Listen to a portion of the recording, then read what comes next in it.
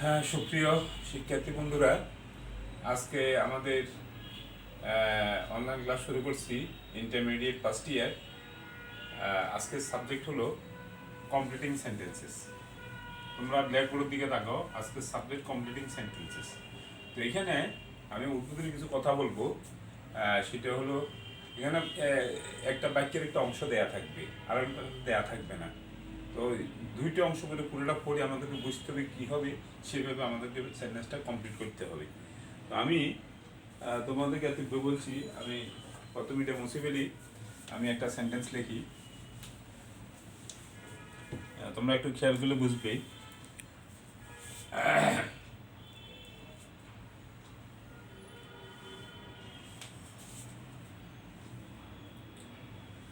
এক নম্বর সেন্টেন্স, ওই আর LATE, the class CLASS will start START as WON soon. WALK work fast FAST এবার বন্ধুরা, number ওয়ানে এইভাবে থাকবে, এভাবে আছে উই আর লেট, আমাদের দেরি হয়ে গেছে। দি ক্লাস উইল স্টার্ট সুন, ক্লাসটা খুবই শীঘ্রই শুরু হবে। এর পরে প্রশ্নের পরে সেন্টেন্সে লেখা আছে ওয়াক ফাস্ট, তাড়াতাড়ি হাঁটো। ওয়াক ফাস্ট, দ্রুত হাঁটো। এর পরবর্তীটা আমাদের লিখতে হবে walk fast lest, LEST lest. লেস্টের ব্যবহার আসছে আমাদের ওয়াক ফাস্ট ফর। তো লেস্টের ব্যবহার যদি আসে, লেস্টের ফর যে ক্লজটা হবে এটা একটু নামবোধক হবে। Walk fast least we should miss the class, এভাবে হবে ওয়াক ফাস্ট লেস্ট, তাড়াতাড়ি, নতুবা we should miss that class, আমরা ক্লাস হারাবো। তো আমার এই যে তোমাদের লেস্টের ব্যবহারটা বুঝতে হবে। লেস্টের পরে যে ক্লজটা হবে অবশ্যই নামবোধক হবে। যেমন আমাদের এখানে এই মিসটা এসে নামবোধক শূন্য, আমি যদি হারানো, তাড়াতাড়ি হাঁটাও, নাহলে আমরা ক্লাসটা মিস করবো। তো পুরো সেন্টেন্সটা এইভাবে, উই আর লেট, আমাদের দেরি হয়ে গেছে, the class will start soon, walk fast, তাড়াতাড়ি, নতুবা আমরা ক্লাস হারাবো। তো এই লেসটা সবসময় নামবোধক একটা শব্দ। এখানে মাইনাস আছে, এখানে মাইনাস আছে। তো একটা কথা আছে বীজগণিতের ভাষায়, মাইনাসে মাইনাসে প্লাস। তো ঠিক আছে, এরপরে আমরা দ্বিতীয়টা দেখতেছি।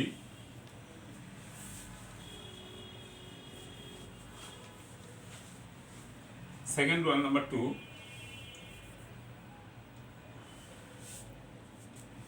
there goes a PROVERB proverb that, এরপরে ড্যাশ, ফুল স্টপ। এরপর আরেকটা লাইন আছে, so we should, we must লিখি MUST, we must make PROPER use of time. শিক্ষার্থী বন্ধুরা, এদিকে তাকাও। দেয়ার গোজ এ প্রবাদ, এর অর্থ হলো প্রবাদে আছে যে কোথাও নিতে হবে প্রবাদটা, যে এর পরেরটা আমাদের আর দেয়া নেই। এরপর লেখা আছে, পরবর্তী অংশ লেখা আছে, সো উই মাস্ট মেক, আমাদেরকে অবশ্যই তৈরি করতে হবে প্রপার ইউজ, অবশ্যই আমাদেরকে সময় সব ব্যবহার করতে হবে। তাহলে আমরা এই পরবর্তী অংশটা দেখে আমরা বুঝতেছি, ওখানে কথা এভাবে বললে সুন্দর প্রভাব আছে যে time and tide wait for none, সময় শুধু কারোর জন্য অপেক্ষা করে না। এটা আমরা ওখানে লিখবো আর কি। উত্তর হবে এভাবে, দেয়ার গোস এ প্রভাব PROVERB that time and Tide, T-I-D-E,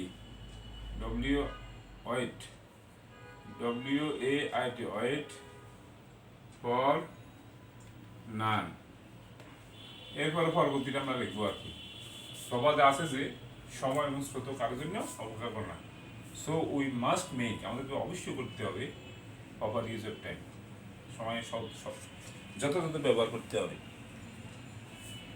এরপরে number 3,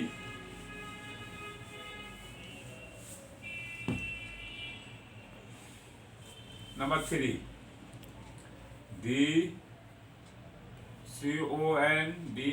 CONDITION, the condition of MILTON Milton's father, FATHER, was not oil.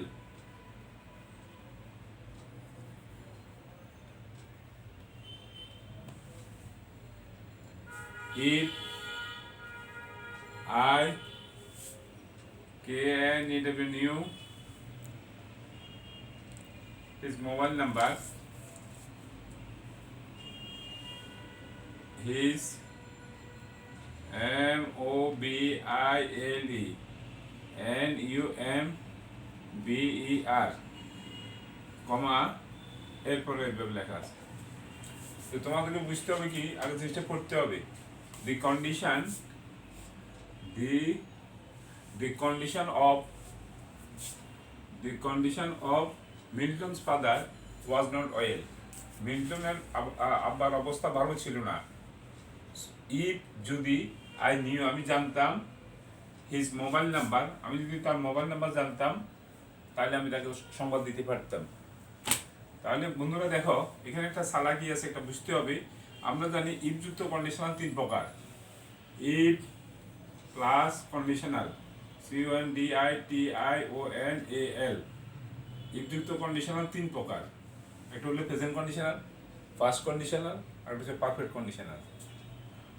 তো এখন তোমাকে পুরো বুঝতে হবে ইফযুক্ত কোন কন্ডিশনাল আছে। ইফ আই নিউ, এই নিউ দেখে আমরা বুঝে গেছি এটা পাস্ট কন্ডিশনাল।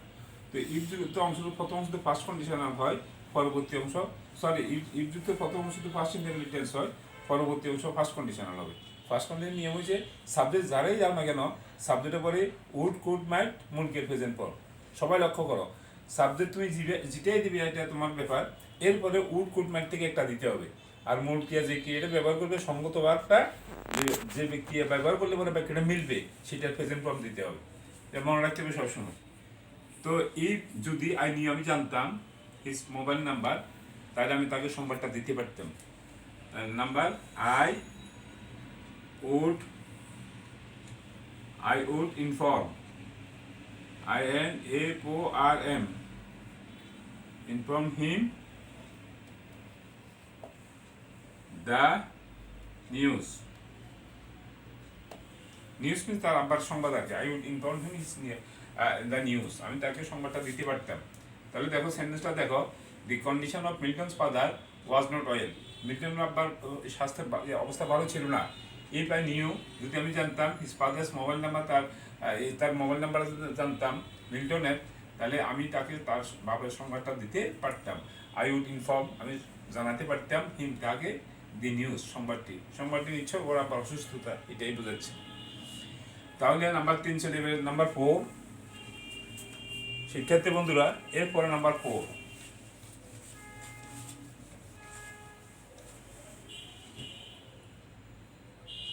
দো Bangladesh is a small country, সবাই লক্ষ্য করো, দো THOUGH, Bangladesh is a SMALLCOUNTRY,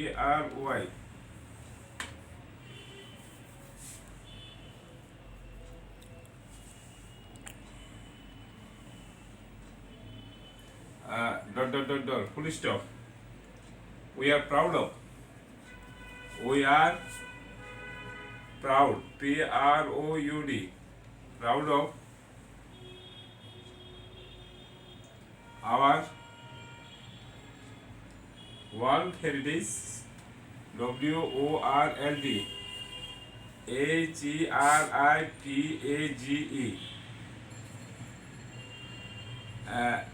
SITES। সেন্টেন্সটা খেয়াল করো সবাই। দো Bangladesh is a small country, যেহেতু বাংলাদেশ একটা ছোট দেশ, যদিও বাংলাদেশ একটা ছোট দেশ, এরপরে প্রধান নাই, এরপরে পরে লেখা আছে উই আর প্রাউড অফ, আমরা গর্ববোধ করি of our world heritage site, আমাদের বিশ্ব ঐতিহ্যের স্থান নিয়ে আমরা গর্ববোধ করি। তাহলে বিশ্ব ঐতিহ্য সম্বন্ধে আমাদের ওখানে লিখতে হবে। তো দো শিক্ষাটা তোমাদেরকে বুঝতে হবে। ইউজ অফ দো একটা কথা আছে, দোটা ইউজ হবে এইভাবে, দো দো বাংলাদেশ মানে যদি বাংলাদেশের দো যে ক্লসকে পাবে, আরেকটা ক্লস যেটা পাবে না সেটা একটু দোর বিপরীত হবে, দোর ক্লসের বিপরীত হবে। দো বাংলাদেশ যে স্মল যদিও বাংলা একটা ছোট দেশ, এরপর লেখা dot dot dot we are proud, আমরা অহংকার বোধ করি হওয়ার ওয়ার্ল্ড হেরিটেজ সাইট নিয়ে আমরা কি অহংকার বোধ করি। তাহলে আমরা উত্তর লিখবো এভাবে, আনসার হবে এভাবে, দো বাংলাদেশ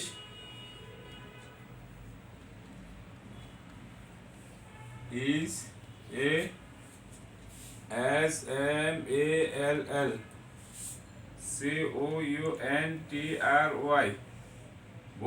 দো বাংলাদেশ ইজ স্মল কান্ট্রি, কমা যদিও বাংলাদেশ একটা ছোট দেশ, ড্যাশ দো Bangladesh is small country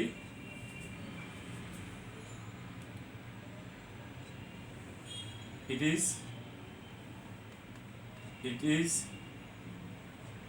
a full of natural BEAUTY, though Bangladesh is a small country, it is full of, but she is enriched, it is full of natural beauties, natural beauty প্রাকৃতিক সৌন্দর্য জিনিসে ভরপুর, BUTIES।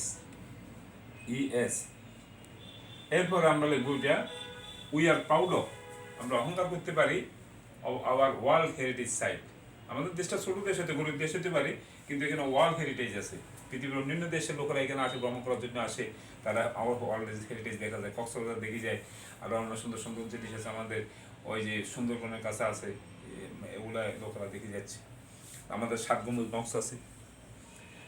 এরপরে next one,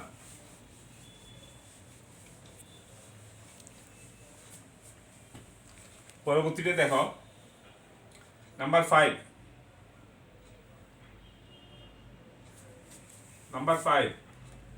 we are A part of pre NATION NOW now, we are a free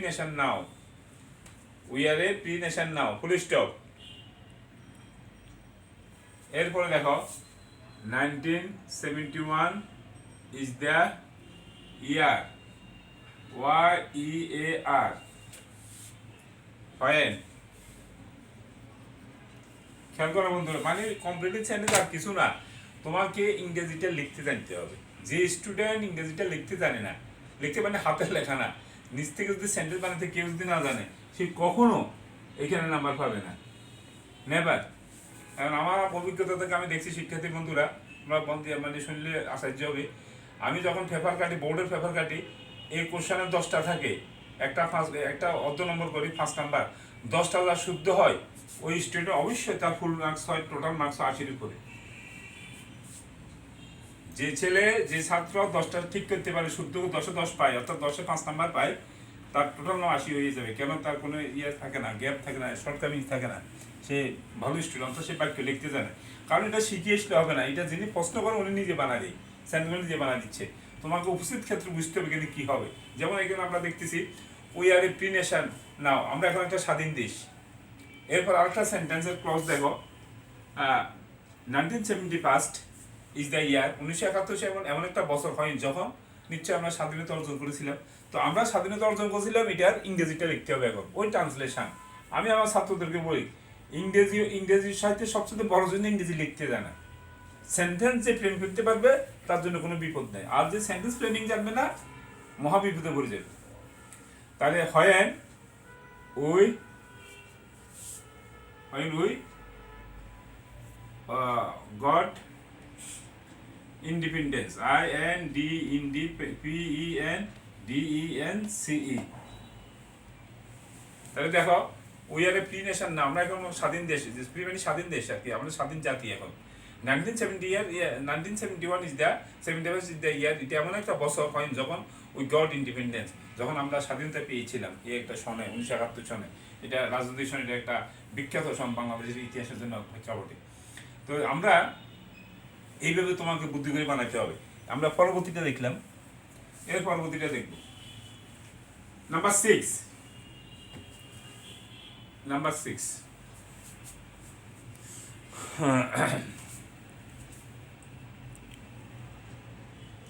English is an international language. সবাই দেখো, ENGLI, English is an INTERNATIONAL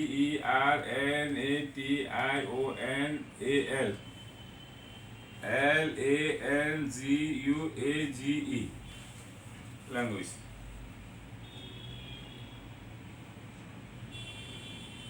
এরপর full stop, এরপর dance দিয়ে কমা দেওয়া হয়েছে। You cannot get a good job. You cannot get a good key job, job job। দাঁড়াও, এদিকে একটু লক্ষ্য করো।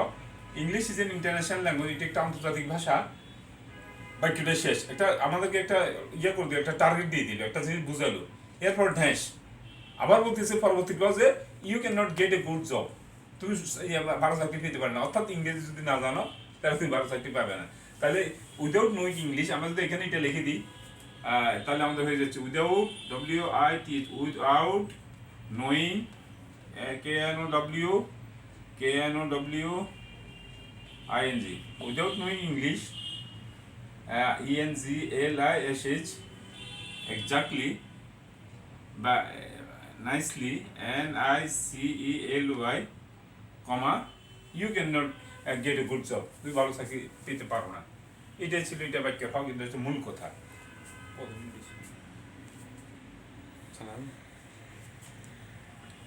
এরপরে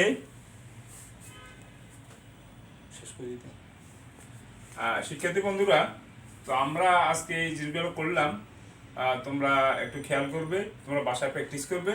প্র্যাকটিস যদি করো তোমরা পারবে। তো তোমরা যেখানে পড়ো, যে টিচারের কাছে পড়ো, আমার একটা দাবি থাকবে সবসময় সেন্টেন্স ফ্রেমিং, সেন্টেন্স কীভাবে লিখতে পারে, নিজের থেকে কিছু বানা লিখতে পারে, সেই জিনিসটা তোমরা খেয়াল করবে। তোমরা মুখস্থের উপর নির্ভর করবে না। তো মুখস্থের উপর যদি নির্ভর করো তাহলে তোমার শুধু ইন্টারমিডিয়েট একটা পরীক্ষা না, এটা তো 5 নম্বর 10 নম্বর একটা পরীক্ষা। তোমার বৃহত্তর লাইফের মধ্যে তুমি আটকে যাবে। তুমি BCS দাও, আরও ব্যাংকিং চাকরি দাও, যেখানে যাবে সেখানে তোমাকে অনেক কঠিন ইংরেজির সম্মুখীন, সেখানে তোমাকে পৃষ্ঠার পর পৃষ্ঠা ইংরেজি ওল্ড নলেজে লিখতে হবে। তো আমি সবাইকে ধন্যবাদ জানাই, আজকের ক্লাস এখানে শেষ করছি। সবাইকে অশেষ ধন্যবাদ।